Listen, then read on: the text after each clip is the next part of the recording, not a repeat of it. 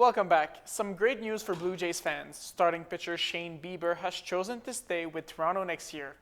It's going to be hard to replicate what this group's brings to the table day in and day out. Extremely grateful to be a part of it. That was a tearful Bieber after Toronto's heartbreaking Game 7 loss.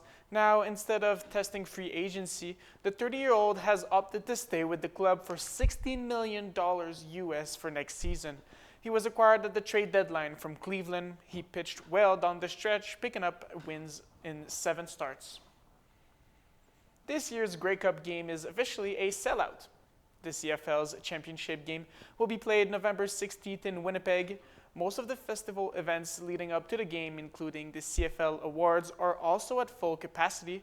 The participants in the 112th Grey Cup will be decided this Saturday. Hamilton hosts Montreal in the East Division Final, and Saskatchewan welcomes BC for the West Division Final.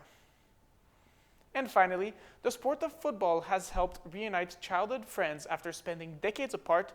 Adam explains on tonight's Sawaski Sign-Off. This is a story that began more than half a century ago. We're just tossing the ball like we've been doing since we probably about 11 years old. Back in grade 5, when Chris with the hat and David without realized they had a couple things in common. Music, football. What else is there?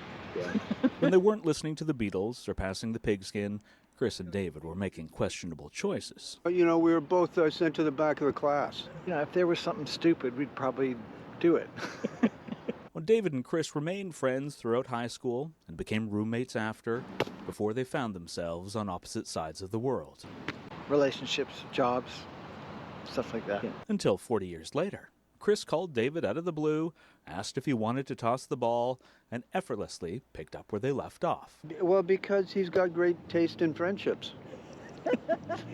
That's the secret to the friendship? Yeah.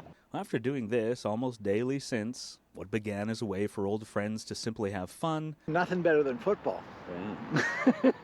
has evolved into something more philosophical. So just a way to really just get back to my body knows more than my brain.